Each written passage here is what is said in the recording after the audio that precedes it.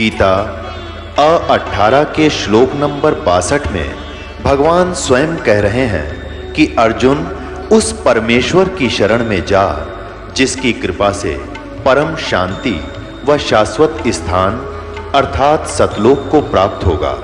वो परमेश्वर कौन है, कहाँ है, कैसा है, जानने के लिए कृपया अवश्य सुनिए जगत गुरु तत्वदर्शी संत रामपाल जी महाराज के अमृत वचन।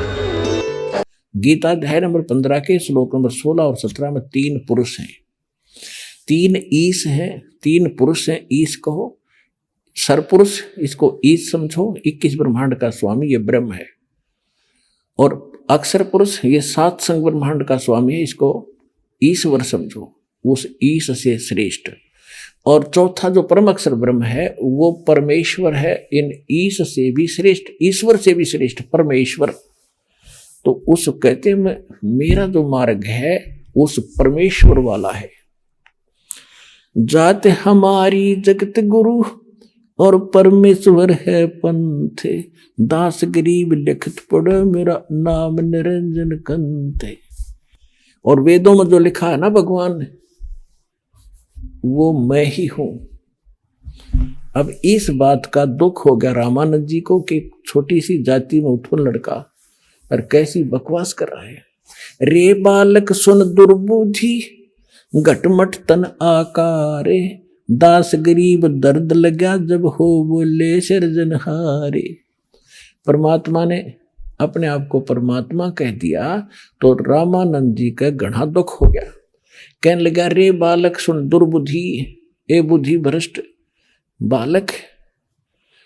और रामानंद जी भगवान को कैसा मानते थे, जैसे आपका और हमारी बुद्धि का सतर था ऐसा ही इन विद्वानों का सतर था। विष्णु जी के पुजारी हैं, मूर्ति दे रखी है और भगवान को निराकार माना करते थे। तो यहाँ इसी दृष्टिकोण से स्वामी रामानंद जी कह रहे हैं रे बालक सुन दुर्बुद्धि घटमट तन आकार, तो दिखाई देता तेरा शरीर है, और दास गरीब दर्द लगा जब हो बोले सिरजनहार, कि तू तेरा शरीर है और तू अपने आप को भगवान कहता है। तुम मोमन के पालवा तेरा जुल्हे के घर बासे, दास गरीब अज्ञान गति एता दृढ़ विश्वास। रामानंद जी क्या कह रहे हैं कि तू मोमिन माने मुसलमान के घर तो टुकड़ों पर पलने वाला, और एक धानक के घर तेरा जन्म, और अपने आप को तू भगवान बताता है। मान बढ़ाई छोड़े कर बोलो बालक बहने, दास गरीब अदम मुखी एता तुम गट फैने। तरक तलु से बोलते रामानंद सुरज्ञाने,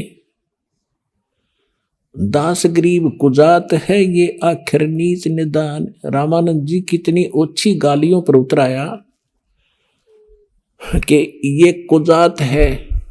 कुजात माने इसकी जात का नहीं पता, ये पड़ा मिला था कहीं पर, और ये बोले ऐसी ऊंची ऊंची बात कर रहा है। मैं के बदन खुलासे कर सुन स्वामी परवीने, दास गरीब मनी मरे मैं आजिज आधीन।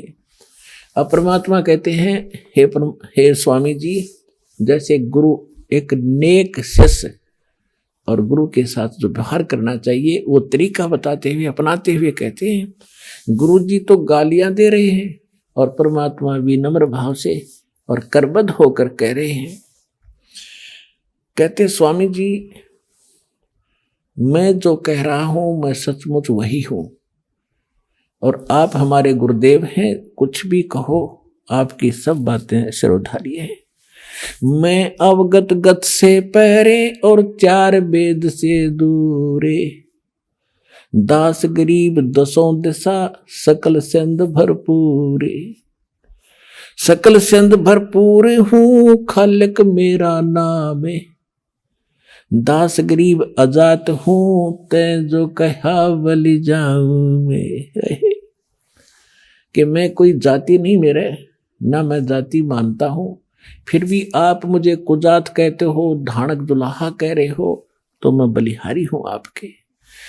सकल संद भरपूर हूँ खालिक हमरा नाम, खालिक, खलक माने सृष्टि, खालक माने इसका स्वामी, इसके रचने वाला, मैं वही हूं।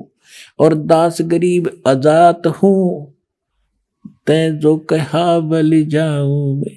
जात पात मेरे नहीं, मेरी बस्ती है बिन थाम। दास गरीब अनिन गति, तन मेरा बिन चाम। मेरा जो शरीर है ये आप जैसा नहीं है, इसका बगैर, जैसे यजुर्वेद अध्याय नंबर 40 के मंत्र नंबर 8 में कहा है कि सपरि आगात शुक्रम अकायम ऐसनाविरम कबीर मनीषी व्यवधाता शाश्वती भय समाभय। उसका अर्थ ये बनता है कि कबीर परमात्मा सर्वज्ञ हैं, उनका शरीर शुक्र से नहीं बना, माता पिता के मटेरियल से नहीं बना। शुक्रम अकायम, उसका जो शरीर है उस शुक्र से रहित है। और ऐसनाविरम, उसके नाड़ी तंत्र नहीं है, वो कबीर परमात्मा। तो यहाँ खुद मालिक भी कह रहे हैं कि मेरा शरीर आप जैसा नहीं है। ए स्वामी सृष्टा में और सृष्टि हमारे तीरे, दास गरीब अधर बसु में अवगत सत कबीर। मैं ऊपर रहता हूं सतलोक में और इस सारी सृष्टि का रचने वाला मैं ही हूं। ए स्वामी सृष्टा में, सृष्टा माने सृष्टि के रचने वाला सृजनहार, और सृष्टि हमारे तीरे के सब ये सारे असंग ब्रह्मांड मेरी शक्ति के आधार से रुके हुए। और दास गरीब अधर बसू, अधर माने ऊपर रहता हूं, अवगत सत्य कबीर। सुन रामानंद राम हम, और मैं बावन नरसिंह, दास गरीब सर्व कला में मैं व्यापक सर्वंग। कि ये जो सुन रामानंद राम हम, यानी पूर्ण परमात्मा मैं हूं, नरसिंह, और ये 52 रूप मैंने ही बनाए थे। श्री विष्णु को तो निमित्त बनाया था। मैं रोवत हूं सृष्टि को, ये सृष्टि रोए मोहे। दास गरीब इस वियोग को समझ न सकता कोई। गोता मारूं स्वर्ग में और जा बैठूं पाताले, गरीब दास ढूंढता फिरूं अपने हीरे मोती लाले। अब इस बात को सुनकर रामानंद जी से परमात्मा ने जब ये कहा कि मैं परमात्मा हूं, आपका यकीन हो या ना हो, इतना कॉन्फिडेंस से जब बात की तो रामानंद जी भगत थे, विवश हो गए सोचन पे कि उसने सुना है कि भगवान ना जाने किस रूप में आ जा। उसने सोचा कि इससे पीछे बात करूंगा, जब इतना कॉन्फिडेंस से कह रहा है कि आई एम गॉड, आम आदमी थोड़ा हो सकता है। तो उन्होंने सोचा कि मैं पहले अपनी जो दैनिक क्रिया करता हूं भक्ति की वो पूरी कर लूं। रामानंद जी कैसे करते थे? मूर्ति पूजा करते थे, लेकिन काल्पनिक करते थे। जैसे कल्पना करते हैं कि भगवान विष्णु की मूर्ति सामने बन गई, रोज का अभ्यास था, मानसिक पूजा थी उनकी। और फिर वो क्या करते हैं, स्थूल कैसे कर्मकांड करते हैं ये लोग, भगवान विष्णु की मूर्ति के सारे कपड़े उतारते हैं, उनको नवाते हैं, फिर नए धोए हुए कपड़े पहनाते हैं और सब तिलक लगाते हैं, गले में कंठी एक मनिये की माला डालते हैं, ऊपर से मुकुट डाल देते हैं। और मुकुट डालने के बाद फिर उस दिन मुकुट उतारा नहीं जा सकता। तो रामानुज जी ऐसे कल्पना से कर रहे थे। उन्होंने नए कपड़े पहना दिए भगवान विष्णु को और मुकुट रख दिया, तिलक लगा दिया। उस दिन वह कंठी डालनी भूल गए, कंठी अलग दिखाई दे उसने, जैसे सोपन होता ना कई बार, वो कल्पना ऐसे करता था। तो कंठी अलग रखी थी माला, अब माला ना डाला तो पूजा खंडित, और मुकुट उतार दिया उस दिन तो पूजा खंडित। अब रामानंद जी ने सोचा इस माला को मुकुट के अंदर से डाल देता हूं। अब मुकुट में आकर माला फंस गई, ना जावा आगे ने। अब मालिक के खेल थे। रामानंद जी बहुत दुखी अंदर से कि हे परमात्मा, आज पहली बार भूल लगी है जीवन में, मेरे से कौन सी चूक होगी, आज मेरे भगवान की पूजा खंडित होगी, क्या भगवान रुष्ट हो गए मेरे से। इतना दुखी हो रहा था, तभी भगवान बाहर से बोले, कबीर साहब और पर्दे के अंदर से भीतर वो अपनी मानसिक पूजा कर रहा, बाहर को दिखे भी ना था। तब परमात्मा ने कहा कि स्वामी इसकी गांठ खोल लो माला की और फिर गले में डालकर भगवान का बांध दे, मुकुट उतारना नहीं पड़ेगा, आपका काम बन जाएगा। अब वो किसकी माला उतारे था, कहाँ वो मुकुट कहाँ उसने मुकुट देखा था। एकदम खटका धक्का सा लगा रामानंद जी को कि कहीं कोई मूर्ति बाहर नहीं, मैं क्या कर रहा हूं ये कौन जान सकता है, ये तो सामने परमात्मा खड़े। अपने आत्माओं ब्राह्मण सोए जो ब्रह्म पहचाने, जो भगवान ने पहचान ले वो ब्राह्मण होता है। अब एक तरफ तो सारा समाज ब्राह्मण खड़ा और इज्जत का नाश हुआ कि एक जुल्हे के बालक के सीने से लगावे, उसकी तो साख मिट्टी में मिल जानी थी, सारा उसका तो प्रोग्राम खत्म हो जाना था और कोई चेला नहीं रहना था ब्राह्मण उसका, और दुनिया में वो निंदा का पात्र बनना था। एक तरफ तो उसने समाज दिखा था, एक तरफ उसने भगवान दिखाई देता। तो इसको पंडित कहते हैं। डोडी पर्दा दूर भगा और एकदम बाहर आके सबके सामने नो बैठी थी जनता और उस धानक के लड़के को सीने से लगा लिया। और जब सीने से लगाया तो उनका शरीर ऐसा था जैसा रुई का होता है। तब मन की पूजा तुम लखी, गरीबदास जी की वाणी में परमात्मा की महिमा लिखी है। मन की पूजा तुम लखी ये मुकुट माल परवेश, रामानंद जी कह रहे हैं। गरीबदास गति कौन लुख तेरा कौन वर्ण के वेख। अब रामानंद जी कह रहे हैं परमात्मा आपकी महिमा ने कौन समझ सकता है, आपको कैसे भगवान माने या जनता। आप किस तरह रूप में खड़े हो, एक छोटा सा बालक धोती बांधे सिर पर टोपी पहने खड़ा, धोती बांधे खड़ा सिंपल सा, और किस वर्ण में जुल्हे के घर तू वैसे आपकी लीला कर रहे हो। तो कहते हैं मन की पूजा तुम लखी ये मुकुट माल परवेश, गरीबदास गति कौन लखे तेरा कौन वर्ण के भेख।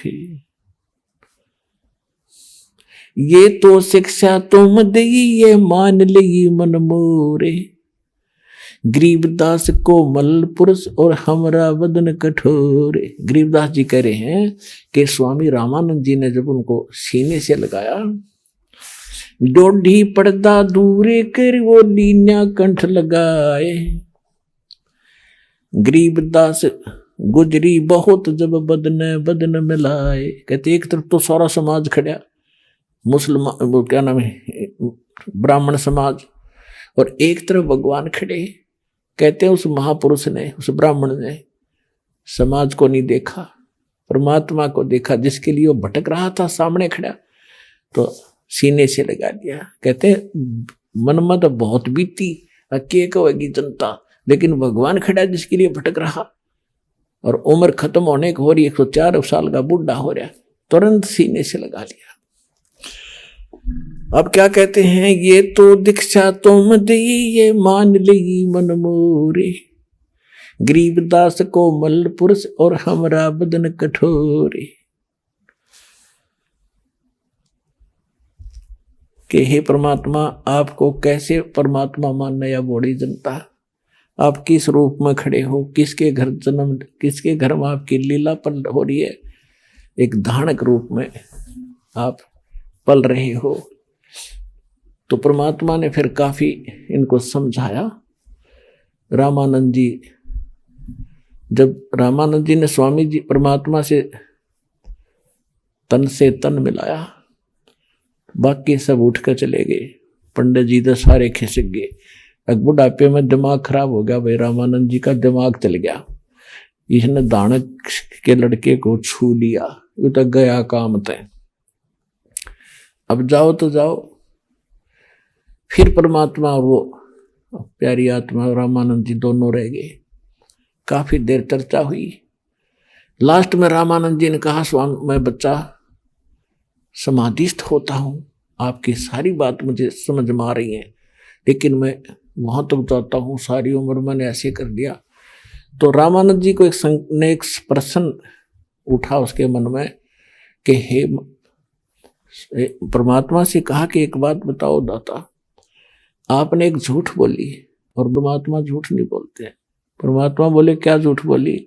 कि आपने ये कहा सबको कि मैंने आपको दीक्षा दे रखी है।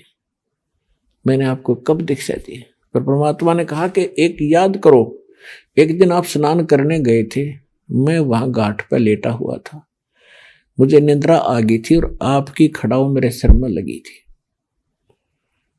और आपने कहा था बेटा राम राम बोलो, आपने दीक्षा दे दी, मैं आ गया, आप मेरे गुरु, मैं आपका चेला। तो उसके ध्यान में आई कि वो बच्चा तो छोटा था, आप तो 5 वर्ष के, 2.5 वर्ष के बालक का और 5 वर्ष के बालक का डबल डिफरेंस हो जाता है एज में, हाइट में, यानी कद में। तो उन्होंने कहा कि वो तो छोटा बालक था, आप तो बहुत बड़े हो। परमात्मा ने उसी समय दूसरा रूप बना 2.5 साल के बच्चे का, वर्ष के बच्चे का, और एक सेवक की खाट थी, झोंपड़ी दबा रहे, उसके ऊपर लेट कर एक सामने खड़े। परमात्मा से ने कहा कि देखो स्वामी जी, ऐसा था मैं, देखो सामने। अब रामानंद जी ने 6 बार तो इधर देखा और 6 बार वो 5 साल के बालक के रूप में देखा। आखिर में आंखें मसलने लग गया। इतने में वो 2.5 साल का बालक उठ गए और उस 5 साल के बच्चे में जो कह तो समा गया। तब रामानंद जी का जचा कि वो भगवान है बालक को ना।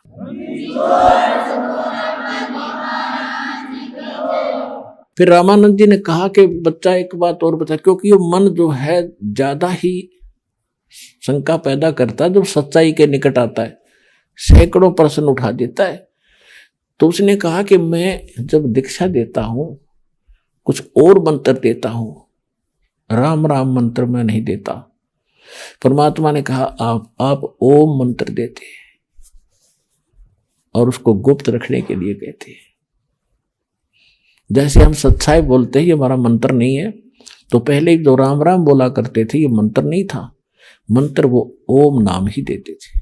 ओम नमः शिवाय ये अलग देते थे, ओम नमः भगवते वासुदेव ये अलग नाम होता, और सिंपल ओम नाम देते थे, उसको गुप्त रखने को कहा करते थे। रामानंद जी ने सोचा भाई ये तो बालक के विघ्न है, ये तो सचमुच खुदा आ गया, भगवान आ गया। फिर उसने पूछा कि एक बात बता बच्चा, मैं जिसको दीक्षा देता हूं उसको एक मन वो देता हूं कंठी, जिसमें एक तुलसी का मनिया होता है, वो है तेरे पास? वो तो निधि मैंने अकेले वो नीचे से निकाल के दिखा दी, या उस दिन आपने डाली थी घाट के ऊपर। रामानंद जी तो चरणा में बैठ गया चुप करके, कि बालक हो ना भाई।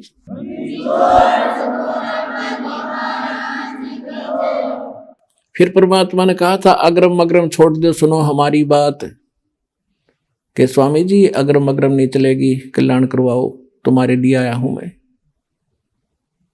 फिर उसने एक आंट और अड़ा दी कि मैं समाधिस्थ होता हूं। परमात्मा बोले चल वो क्रिया भी कर। समाधिस्थ होकर कहाँ पहुंचा? आगे जाके कहते योग युक्त ब्रह्मचारी थे बचपन से ही, 104 साल के हो गए थे, 5 वर्ष के भगवान बैठे थे सामने बालक रूप में। योग युक्त प्राणायाम कर जीता सकल शरीर, और त्रिवेणी के घाट पर वहां अटक रहे बलबीर। समाधिस्थ होकर अंदर जाते थे, आगे जाके त्रिकुटी पर 3 रास्ते हो जाते हैं, त्रिवेणी शुरू होती है। इनको तो ढंग से त्रिकुटी का भी ना पता, वो तो बहुत अंदर का खेल, ये मारे सट्टे सुनी सुनाए। तो जब ये वहां पहुंच गया त्रिकुटी पर, 3 रास्ते हो जाते हैं। परमात्मा ने कहा कि अब कहां जा, और परमात्मा साथ दिखे बालक रूप में ऊपर, जहां वो पहुंची उसकी समाधि। परमात्मा ने कहा स्वामी जी ये आ गया तेरा आखिरी स्टेशन, अब कहां जाओगे? पता नहीं, से आगे मुझे नहीं मालूम, मैं बताता हूं। ये जो ये है ना लेफ्ट साइड वाला, ये मृत्यु के बाद आप इधर जाओगे, और ये आगे जाके पहला ही स्टेशन, इसके ऊपर पहला जो मुकाम है, स्थान है, वो धर्मराज का है। वो आपका अकाउंट लेता है, और जिसने जहां की भक्ति कर रखी है उसी ईष्ट को के धाम को तुरंत भेज देता, वहां कोई सुनवाई नहीं होती फिर। और इधर ये साथ में तो तीसरी इधर का रास्ता है, इसमें वो ऋषि महर्षि जो अलग रहते हैं, ये उधर जाता है, इधर कोई नहीं जा सकता। वो रास्ता है लेकिन आम आदमी अलाउड नहीं। और इधर जो सामने रास्ता है ये ब्रह्मरंध्र है, और ये ब्रह्मरंध्र खुले बिना आपका ये वो ब्रह्मलोक भी नहीं जा सकते तुम। तो इस ब्रह्मरंध्र तुम्हारे किसी मंत्र से नहीं खुल सकता। तो उन्होंने खूब अपना सिमरण करके देखो, खूब सिमरण किया, नहीं खुला। तो परमात्मा ने कहा कि मेरे पास सतनाम है, उस 2 अक्षर के मंत्र से ये ब्रह्मरंध्र खुल जाता है सामने का। मैं सिमरण करके दिखाता हूं। तो उन्होंने सिमरण किया, एकदम वो एकदम खुल गया और स्वामी जी को अंदर लेकर गए। आगे सारा कुछ दिखा के ब्रह्मांड तो परब्रह्म के लोक में प्रवेश किया। फिर सतलोक में गए 12वां द्वार पार करके। वहां जाके स्वामी जी ने क्या देखा कि जो अन्य रूप में परमात्मा सिंहासन पर बैठे थे और एक रोमकूप में करोड़ सूर्य मिला दे करोड़ चंद्रमा, वो भी फीका पड़े, और नीचे से वो बालक रूप में जा रहे उनके साथ में। तो वहां जाकर क्या देखा, जो एक चमर उठा के छोटे से बालक और करने लग गए ऐसे भगवान के ऊपर। तो रामानंद जी ने सोचा ये है परमात्मा जो तख्त पर बैठा, सिंहासन पर बैठा, और ये कबीर यहाँ का कोई इनका निकटतम सेवक है। इतने में वो सिंहासन वाला भगवान खड़ा हुआ और 5 वर्ष के बालक बैठ गए उस सिंहासन पर, और वो तेजों में शरीर परमात्मा 5 वर्ष के बालक में समा गया। अकेले वो बालक रूप परमात्मा कबीर जी असंख्य ब्रह्मांड के सिंहासन पर विराजमान थे।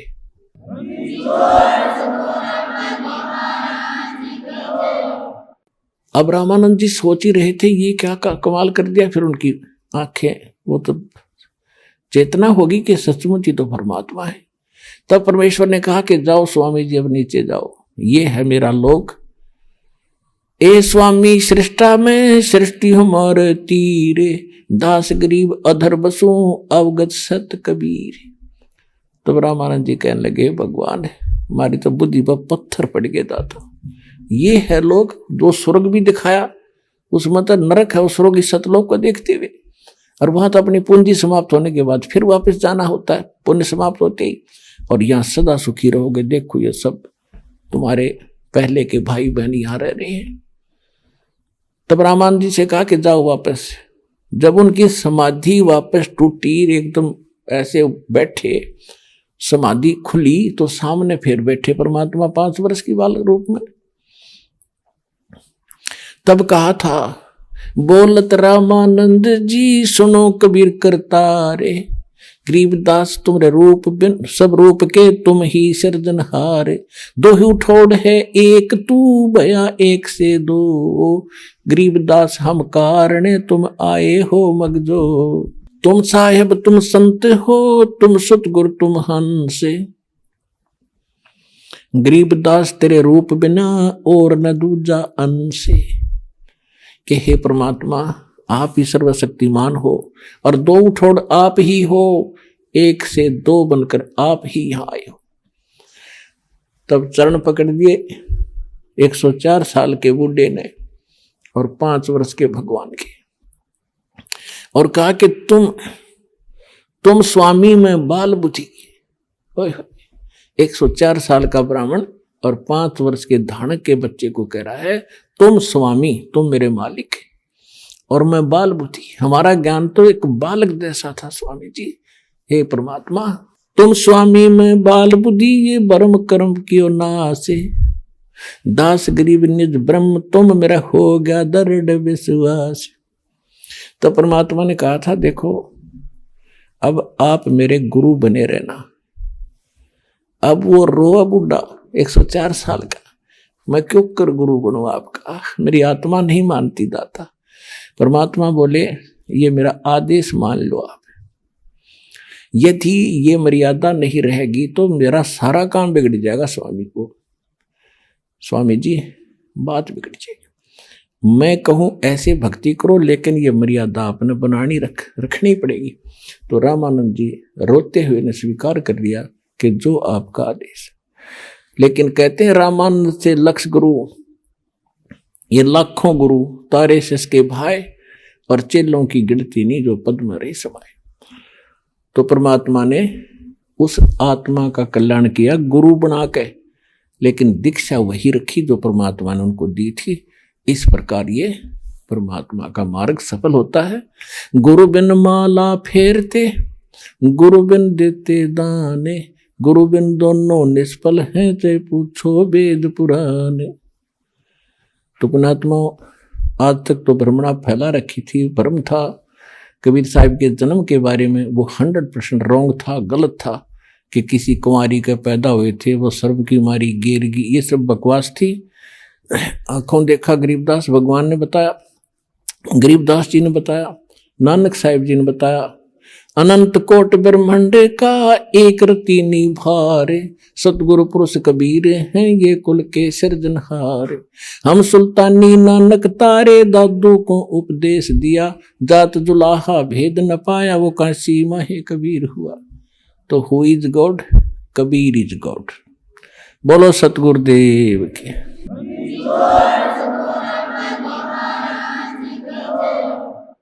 परम पिता परमात्मा पूर्ण ब्रह्म सर्व सृष्टि रचनहार कबीर परमेश्वर जी की असीम रजा से आप सभी पुण्यात्माएं परमात्मा की अमर कथा सुनने के लिए इस सत्संग स्थल पर उपस्थित हुए।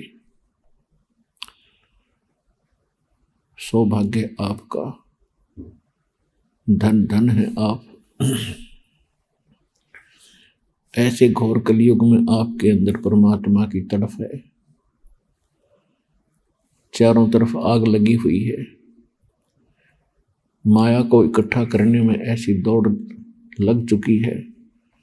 इंसान कुछ भी आगा पीछा नहीं देखता है, बुरा भला कुछ नहीं देखता है, केवल माया संग्रह करने की होड़ लगी हुई है। सत्संग में आने से पता चलता है कि मनुष्य जीवन प्राप्त करके हमने कौन से कर्म करने चाहिए और कौन से ना करने चाहिए। कोई कसाई है, बकरे काट रहा है, बढ़िया इनकम हो रही है, बड़ा खुश है, उस काम को बहुत अच्छा मान रहा है क्योंकि उसको बेनिफिट घना हो रहा है। अब परमात्मा के तत्व ज्ञान रूपी चश्मों से हम देखेंगे सैनक से, तो पता चलेगा वो कितने कुकर्म कर रहा है, कितने दुष्कर्म कर रहा है, कितने खोटे कर्म कर रहा है। इसी प्रकार जो रिश्वत लेता है, मिलावट करता है, धोखा करता है, वो उस कसाई से भी बदतर है। हम मनुष्य जीवन प्राप्त करके ही अपने कर्मों को सुधार सकते हैं और किसी योनि में, किसी शरीर में, किसी बॉडी में, पशु पक्षी के में हम कर्म बना नहीं सकते। अपने किए हुए कर्मों का केवल भोग ही भोग सकते हैं। और जो समय हमारा कर्म बनाने का होता है, सत्संग के अभाव से हम उसमें भी कर्म बिगाड़न पर ही लगे रहते। और जिस लोक में आप रह रहे हो, हम रह रहे हैं, ये लोक ठीक नहीं है। यहाँ का जो कंट्रोलर है, यहाँ का जो स्वामी है, वो नेक नहीं है, वो परमात्मा नहीं है। भले ही हम उसको परमात्मा कहते हैं, जैसे कोई बदमाशों का ग्रोह होता है, उनका भी एक मुखिया होता है, उसको भी वो अपना मालिक मानते हैं, स्वामी मानते हैं, बॉस मानते हैं। लेकिन वो बॉस उनसे क्या कर्म करवाता है, अंडरस्टूड है। इसी प्रकार यहाँ का जो बॉस है, यहाँ का जो स्वामी है, ये ब्रह्म है। संतों ने इसको काल कहा है। और जिसका नामय काल है, तो उससे हम आशा क्या करें कि वो कोई सुख भी दे सकता आपको, या भूल थी अपने। तो इस काल भगवान ने, ये यहाँ के बॉस ने, 21 ब्रह्मांड के स्वामी ब्रह्म ने अपने को दुखी करने का एक बहुत अच्छा सुनियोजित जाल फैला रखे है। और उसके तहत हम फंसे पड़े हैं। अब परमात्मा आए सतगुरु आए दया करी, ऐसे दीन दयाले, बंदी छोड़ वृत्तास कहा, जठरगनी प्रतिपाले।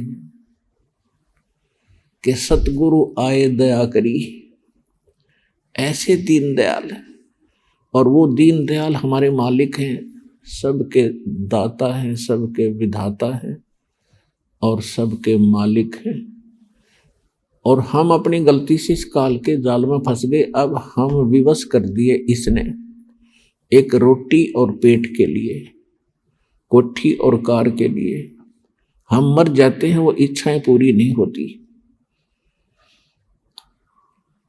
और परमात्मा ने आके हमें याद दिलाया है कि इस मनुष्य जीवन में आपने कौन से कर्म करने चाहिए। श्रीमद् भगवत गीता अध्याय नंबर 4 के श्लोक नंबर 32 में गीता ज्ञानदाता कहता है कि अर्जुन, जो मैंने अभी आपको गीता अध्याय नंबर 4 के श्लोक नंबर 25 से लेकर 30 तक जो ज्ञान दिया है, इसमें कोई तो केवल यज्ञ हवन ही करके संतोष कर किए बैठा है कि मैं साधना कर रहा हूं और ये मेरी भक्ति बिल्कुल सही है।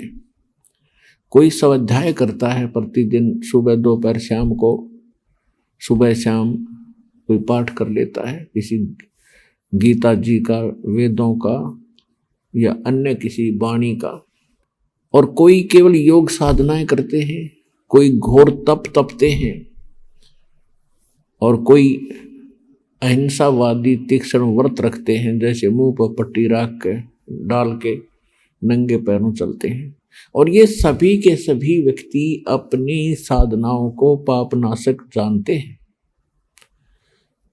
लेकिन परमात्मा स्वयं आते हैं, अपने मुख कमल से जो ज्ञान बताते हैं वो तत्व ज्ञान है, उसको सूक्ष्म वेद कहते हैं। वो 5वां वेद है, और उस 5वें वेद के अंदर कंप्लीट कोर्स होता है परमात्मा के पाने का। कंप्लीट साधना है, कंप्लीट ज्ञान है, उसको तत्व ज्ञान कहते हैं।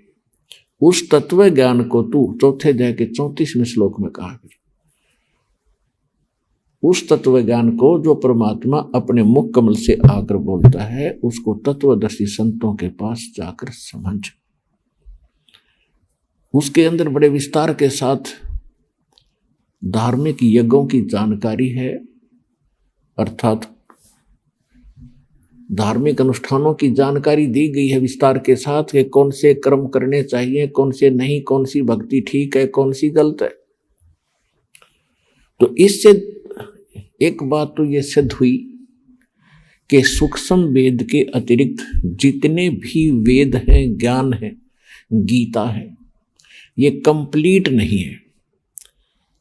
और इनकम्प्लीट से फिर लाभ क्या होगा? जैसे आप कोई मोबाइल नंबर से कोई नंबर मिलाते हो और एक नंबर ज़्यादा या कम लग जाता है तो आपका वो काम बना नहीं, रॉन्ग नंबर हो गया।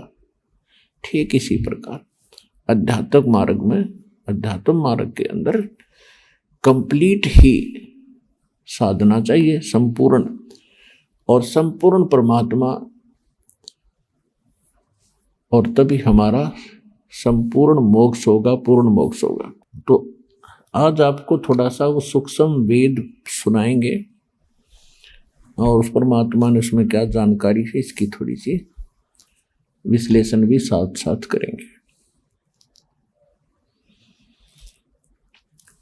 अपने आत्मा थोड़ा सा पहले ये बताना अनिवार्य है कि जो जिस ग्रंथ को आधार मानकर दास आपको अब ज्ञान सुनाएगा,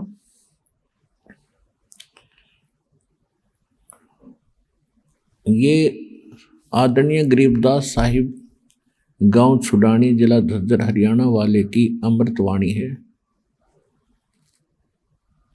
और इन गरीबदास साहिब जी का जन्म संवत 1774 यानी सन 1727 में हुआ था। जब ये 10 वर्ष के बालक हुए, इनको परमात्मा मिले थे, परमेश्वर मिले थे। आदरणीय गरीबदास साहिब जी का जन्म एक जाट किसान परिवार में हुआ था और छुड़ानी के अंदर इनके मामा थे, नानके थे। इनका मूल गांव करौथा, जिला रोहतक, हरियाणा के अंदर है। ये अपने नाना के यहाँ रहा करते थे। इनके पूज्य पिताजी वहाँ घर जमाई रहा करते थे। गरीबदास जी के माता के कोई भाई नहीं था, जिस कारण से उनके गरीबदास जी के पूज्य पिताजी श्री बलराम जी धनखड़ वहाँ घर जमाई रहा करते थे। वहीं इनका जन्म हुआ था 10-12 वर्ष के बाद वहाँ रहने लगने के उपरांत। इनके जमीन बहुत थी, लगभग 1400 एकड़ जमीन थी और खेतों में उस समय गौवें बहुत रखा करते किसान लोग। 100-100, 150-150 गायें रखा करते। वर्षा हो जाती, घास हो जाता था, फसल बहुत कम होती थी, जिस कारण से पशुधन से ही वो अपना व्यवसाय चलाया करते थे, निर्वाह किया करते थे। तो गरीबदास जी जब 10 वर्ष के हुए, सन 1727 में परमात्मा सतलोक से आए और ये खेतों में गौ चरा रहे थे, वहां परमात्मा आकर मिले। आइए अब हम उन श्रद्धालुओं के अनुभव जानते हैं जो जगत गुरु तत्वदर्शी संत रामपाल जी महाराज जी से दीक्षा प्राप्त कर चुके हैं तथा उनके द्वारा बताए गए भक्ति मार्ग पर चल रहे हैं। सर नमस्कार। सत साहेब जी। सर क्या नाम है आपका? मेरा नाम जगत दास है, गांव बरगाड़ी, जिला फरीदकोट, पंजाब का हूँ। सर क्या काम करते हैं आप? पहले मैं बिजली बोर्ड में AJE लगा हुआ था, वहाँ से रिटायर होकर अब घर में ही हूँ। सर संत रामपाल जी महाराज जी से कब जुड़े आप? संत रामपाल जी महाराज जी से मैंने 25 जनवरी 2013 को नाम दीक्षा ली है। सर संत रामपाल जी महाराज से नाम दीक्षा लेने से पहले आप क्या भक्ति साधना करते थे? 1 जनवरी 1996 को मैंने दिव्य ज्योति जागृति संस्थान से नाम दीक्षा ली और वहाँ से ही मैंने जनवरी 1997 में प्रचार करना शुरू कर दिया और अक्टूबर 1997 में मुझे महाराज आशुतोष जी ने आगे नाम दीक्षा देने की अनुमति दे दी और ऐसे चलते चलते मैंने 2003 में अपनी नौकरी छोड़ दी और आश्रम में समर्पित हो गया। वहाँ प्रचार भी करता था, वहाँ सत्संग करता था और नाम दीक्षा भी देता था। सर आपने बताया कि आप पहले आशुतोष महाराज से जुड़े और आशुतोष महाराज जी ने आपको नाम दीक्षा देने का आदेश दिया, यानी कहा जाए कि आप एक धर्मगुरु बने और आपने लोगों को नाम दीक्षा देना शुरू किया। सर आपने अपने जीवन काल में कितने लोगों को नाम दीक्षा दी और कितने आपने सत्संग किए? सत्संग तो मैंने इतने सालों में तकरीबन 2000 के करीब कर दी होगी और नाम दीक्षा भी बहुत लोगों को दी, जहाँ जहाँ जाते थे देते थे। सर आप खुद एक धर्मगुरु थे, खुद एक आप संत थे, खुद नाम दीक्षा देते थे, तो फिर संत रामपाल जी महाराज के शरण में आने की क्या जरूरत आन पड़ी? नहीं, हम संत नहीं थे, हम तो उनके प्रीचर थे, उनकी अनुमति पर ही नाम दीक्षा देते थे। इस पीरियड में मैं बहुत ध्यान साधना करता था, जिसके ज़्यादा बैठने के कारण मेरे पेट के नीचे हिस्से में दर्द हो गया और उसके बारे में मैंने बहुत दवाई ली, एक्सरे कराए, स्कैनिंग कराई, बहुत डॉक्टरों के पास गया, आशुतोष जी से भी विनती की, मगर वो ठीक नहीं हुई। इस कारण मैं फिर सत्संग कम करने लगा और घर में चला गया, वहाँ इलाज भी कराता रहा। एक दिन क्या हुआ कि एक सिख आदमी आया, उसने मुझे आशुतोष अपने रामपाल महाराज जी की एक बुक दी।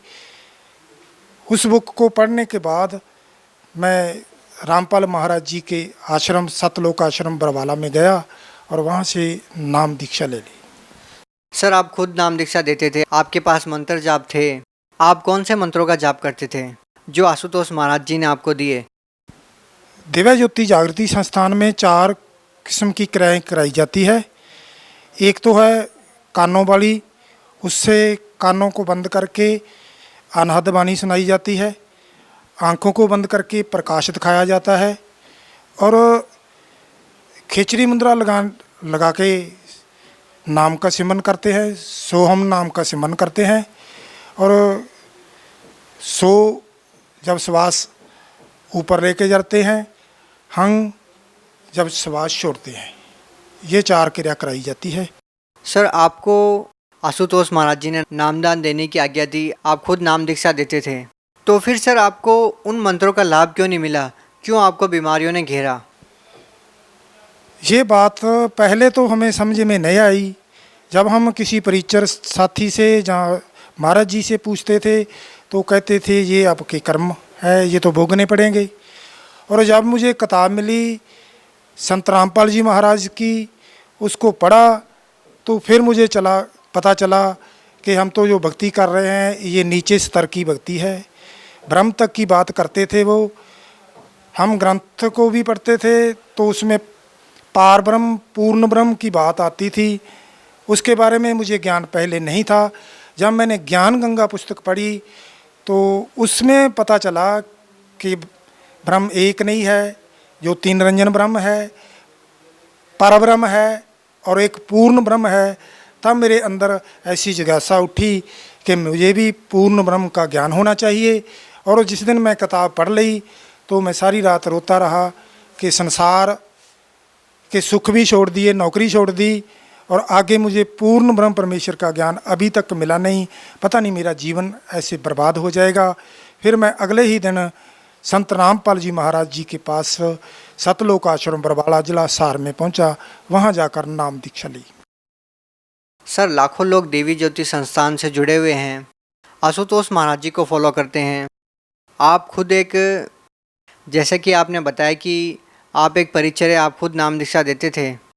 सर आप उन लोगों को क्या कहना चाहेंगे जो लोग देवी ज्योति संस्थान से जुड़े हुए हैं और ये सोच के उनसे नाम दीक्षा लिए हुए हैं कि उनको एक मोक्ष मार्ग मिलेगा, जब आप खुद ही उनकी भक्ति से सेटिस्फाई नहीं हैं, आप खुद नाम दीक्षा देते थे, तो उन लोगों का क्या होगा? आखिर वो लोग ये क्यों नहीं समझ पा रहे हैं कि आप लोग सही भक्ति में लगे हुए हैं या नहीं लगे हुए, या आपको कोई गलतफहमी हुई है? क्या कहना चाहेंगे? आज संसार में देखा जाए तो जो भी जहाँ भी जाता है उसको ही बड़ा मान रहा है, उसके आगे जानने की कोई कोशिश नहीं कर रहा है। उनको समझाएंगे, बताएंगे तो भी जल्दी से वो छोड़ने को तैयार नहीं है। मैं मेरे भाइयों को बेनती करूँगा कि वो संत रामपाल जी महाराज के सत्संग प्रवचन जो साधना चैनल पर शाम को 7:40 से 8:40 पर आते हैं वो सुने, निष्पक्ष होकर सुने और उनके द्वारा रचित धार्मिक पुस्तक है ज्ञान गंगा, उनको पढ़ें। 1 बार 2 बार 3 बार पढ़ें और पढ़ने के बाद मेरी तरह निर्णय लें कि आपने ब्रह्म तक की भक्ति करनी है या पूर्ण ब्रह्म परमेश्वर के पास जाकर सदा के लिए मोक्ष कराना है। पढ़ने के बाद, ज्ञान को जानने के बाद संत रामपाल जी महाराज की शरण में आकर इस ज्ञान को प्राप्त करें। सर देखिए, आज तक संत रामपाल जी महाराज पर आरोप लगे थे कि वो अन्य धर्मगुरुओं की निंदा करते हैं, तो सर आज आप खुद ही आशुतोष महाराज की भक्ति पर प्रश्न चिन्ह खड़ा कर रहे हैं। क्या आपके ऊपर भी ये आरोप लगाना उचित होगा कि आप आशुतोष महाराज की निंदा कर रहे हैं? देखो, ये बात निंदा की नहीं है। हम पहले सभी लोग पढ़ने लगते हैं तो प्राइमरी पास करते हैं, मगर उसको पकड़ के बैठ नहीं जाते, फिर मिडिल करते हैं, हायर क्लासेस जाते हैं, कॉलेज जाते हैं। जो जहाँ भी जाते हैं हम उनकी निंदा नहीं करते, उनको ये बताते हैं, ये नहीं कहते कि उनका मार्ग गलत है, ये बताते हैं कि भाई ये मोक्ष का मार्ग नहीं है, उनका मार्ग मोक्ष का नहीं है। नीचे की भक्ति करते हैं, वो बुरे कर्म भी चढ़ाते हैं, ये तो हो सकता है, समाज सुधार को हो सकते हैं, मगर पूर्ण मुक्ति का जो मार्ग है, पूर्ण ब्रह्म परमेश्वर की जो भक्ति है, वो संत रामपाल जी महाराज जी के पास है। उनके पास जाकर जो भक्ति करेंगे तब ही हमारी मोक्ष होगी, ये निंदा नहीं है। सर, बड़ी विचित्र बात है कि इतना बड़ा पंथ दिव्य ज्योति संस्थान वो लोगों को ऐसी भक्ति विधि बता रहा है जो पूर्ण नहीं है, और एक संत रामपाल जी महाराज जी जिन्होंने कुछ ही साल पहले सतलोक आश्रम बरवाला में एक अद्भुत भक्ति साधना प्रारंभ की और लोगों को दुखों से निजात दिलाने लगे। सर, लोग कैसे समझेंगे कि संत रामपाल जी महाराज जी पूर्ण संत है, क्योंकि संत रामपाल जी महाराज की वेशभूषा को देख के नहीं लगता कि वो संत है। जैसे कि दिव्य ज्योति संस्थान में उनके जो परिचर हैं आशुतोष महाराज जी जो थे, उनका जैसे भी वेश था, उनकी वेशभूषा को देख के लगता है कि वो एक संत है। लेकिन संत रामपाल जी महाराज की भक्ति विधि आप लोग बता रहे हैं कि सही है, लेकिन उनको देख के ये नहीं लगता कि वो एक संत है। क्या कहना चाहेंगे, एक वेश का होना क्या एक संत को प्रमाणित करता है कि वो एक संत है? महापुरुष कहते हैं, वेश पेश मत भूलिए, पूछ लीजिए ज्ञान। संत की पहचान वेश से नहीं होती, वेशभूषा तो कोई भी बना सकता है। संत की पहचान उसके ज्ञान से होती है। इसलिए जे संत रामपाल जी महाराज जी की पहचान करनी है तो उसकी पहचान ज्ञान से हो गई। जो उनका ज्ञान है, वो उनके ज्ञान की जो विधि है, जो तरीका है, वो हमारे चारों वेदों के अनुसार है, श्रीमद् भगवत गीता के अनुसार है, बाकी धर्म ग्रंथों के अनुसार है। जो संत हमारे धर्म ग्रंथों में लिखी हुई विधि विधान के मुताबिक, विधान के अनुसार पूरा ज्ञान देता है, वह संत है। कोई वेशभूषा संत नहीं है, कोई चोला संत नहीं है, कोई उनका रहन सहन संत नहीं है। संत की पहचान उनके ज्ञान से होती है।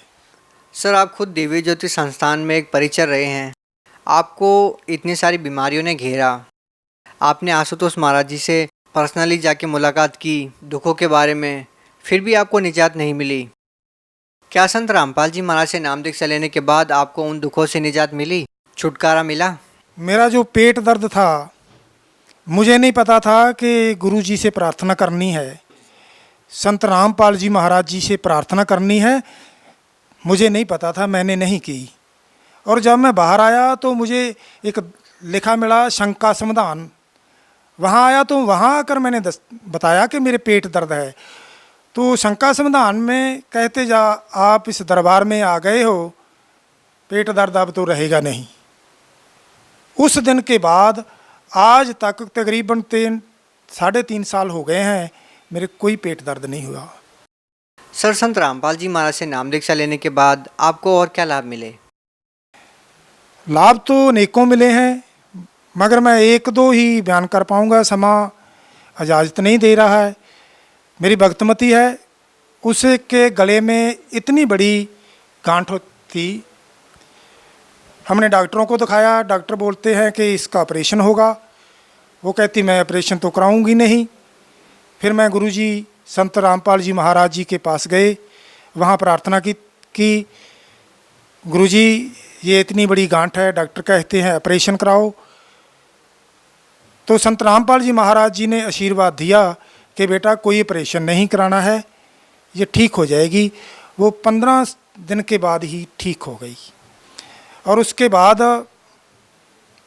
मेरे काला मोतिया था, 2011 में हुआ था। डॉक्टर ने बता दिया था कि ये मौत तक दवाई लेनी पड़ेगी, ये बीच में छोड़ेगा निगाह चली जाएगी, दोबारा नहीं आएगी, इसलिए मरण तक की दवाई चलेगी, इसका और कोई इलाज नहीं है। मैंने संत रामपाल जी महाराज से प्रार्थना की, गुरुजी मुझे काला मोतिया है। तो गुरुजी कहते बेटा दवाई ले ले, ठीक हो जाएगा।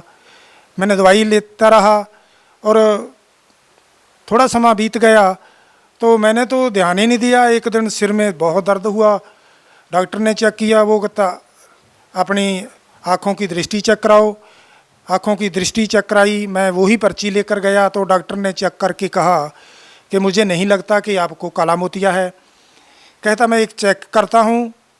जब उसने मेरे दवाई पा के चेक किया तो उसने कहा कि 2 टेस्ट और करेंगे जो बठिंडा से होंगे। मैं कहता हूँ कि 99% काला मोतिया नहीं है। तो जब मैं बाहर आया तो मुझे बाहर दिखाई नहीं देता था।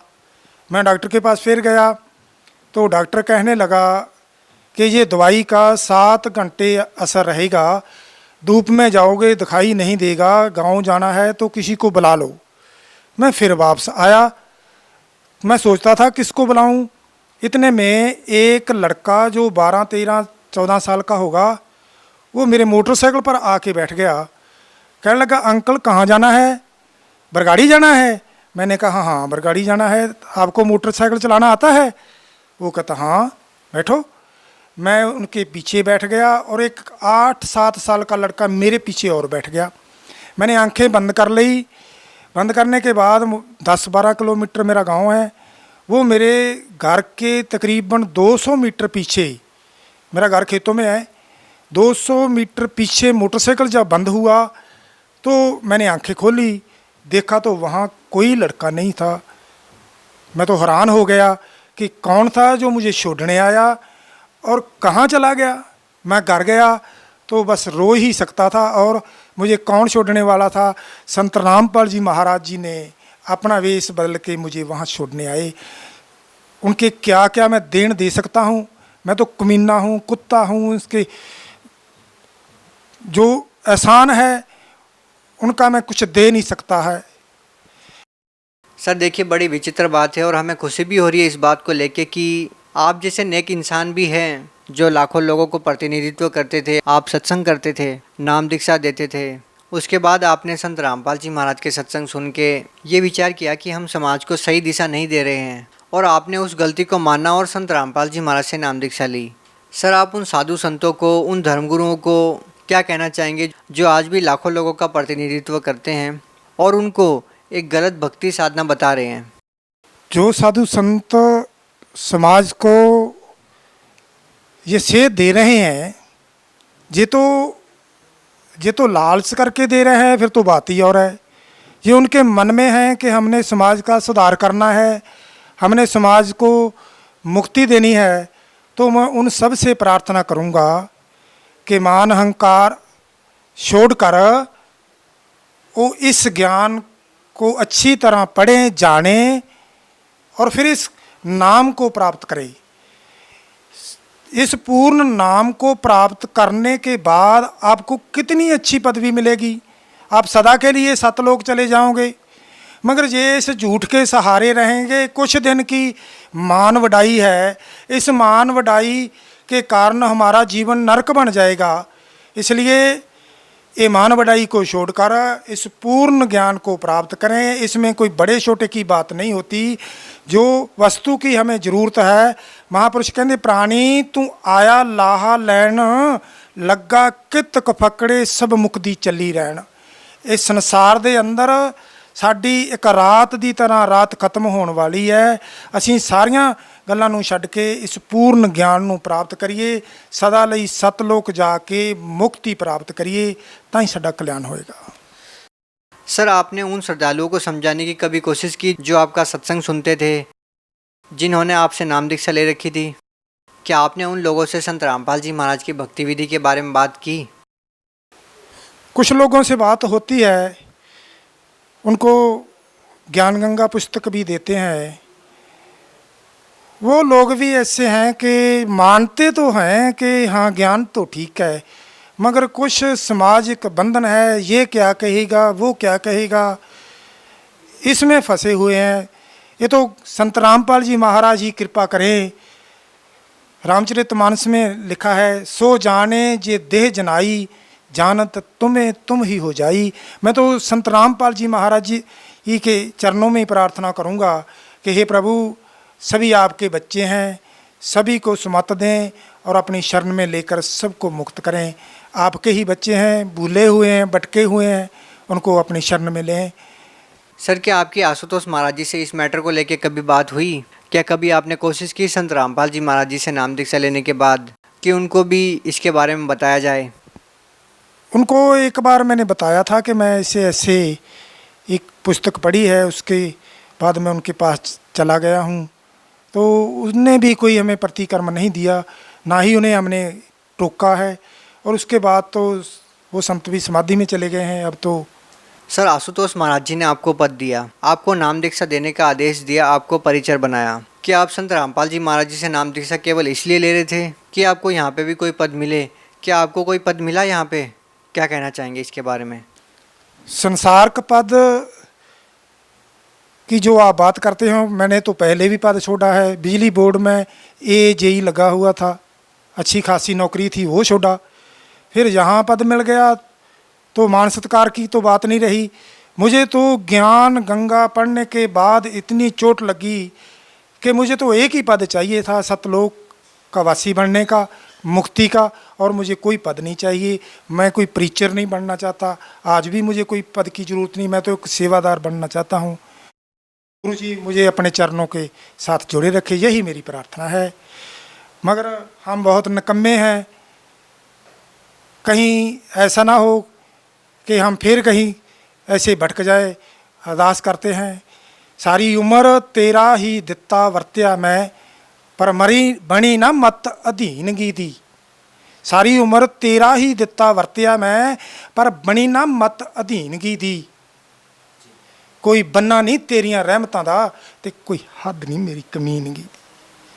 जी, बहुत अच्छी बात आपने कही कि इतना सब कुछ आपके पास होते हुए भी आप आज संत रामपाल जी महाराज से नाम दीक्षा लेने के बाद इतनी आधीनी से भक्ति कर रहे हैं। वाकई में संत रामपाल जी महाराज ने आपको सही भक्ति विधि बताई है। हम आपसे एक बात और जानना चाहेंगे कि संत रामपाल जी महाराज के जितने भी अनुयायी हैं वो किसी न किसी अन्य धर्म से जुड़े हुए हैं। जैसे कोई सिख धर्म से है, कोई इस्लाम धर्म से है, कोई हिंदू धर्म से है, कोई ईसाई धर्म से है। हम आपसे ये जानना चाहते हैं कि संत रामपाल जी महाराज आखिर किस धर्म को श्रेष्ठ मानते हैं? धर्म किसी ने लिखा है, sects are many religion is a one. रास्ते तो अलग हो सकते हैं, धर्म तो एक है, वही मानव धर्म है, परमात्मा का धर्म है। दूसरे तो रास्ते बनाए हैं। सभी धर्म हैं जो किसी को भी संत रामपाल जी महाराज बुरा नहीं कहते हैं, मगर वो ही पवित्र है जो पूर्ण ब्रह्म परमेश्वर की शरण में आकर मुक्त हो जाए, वही धर्म अच्छा है। सर, भगत समाज को क्या संदेश देना चाहेंगे? सभी भक्त समाज को मैं संदेश यही देना चाहूँगा कि आप अपने मन से पहले जहाँ आप जुड़े हैं वो बात निकाल दें कि ये बड़ा है, इससे बड़ा और कोई नहीं है, और जानने की कोशिश करें। संत रामपाल महाराज जी की एक बुक नहीं है, गीता तेरा ज्ञान, गहरी नज़र गीता, पवित्र ज्ञान गंगा, जहाँ सत्संग सुने, सत्संग सुनने के बाद उसको पूरी तरह जान लें कि पूर्ण ब्रह्म का ज्ञान क्या है।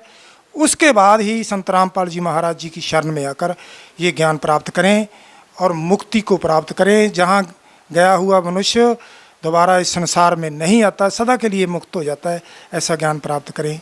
जो मनुष्य संत रामपाल जी महाराज को एक शरीर समझता है वो बड़ी भूल करता है। हम जितने भी भक्त हैं संत रामपाल जी महाराज को शरीर नहीं समझते, वो भगवान हैं, वो कबीर परमेश्वर ही आप खुद आए हुए हैं संत रामपाल जी महाराज जी के शरीर में।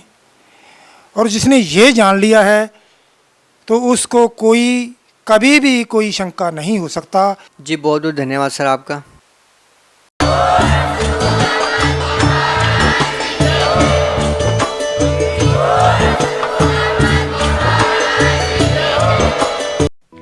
आप सुन रहे थे जगत गुरु तत्वदर्शी संत रामपाल जी महाराज के मंगल प्रवचन। अधिक जानकारी के लिए संपर्क करें।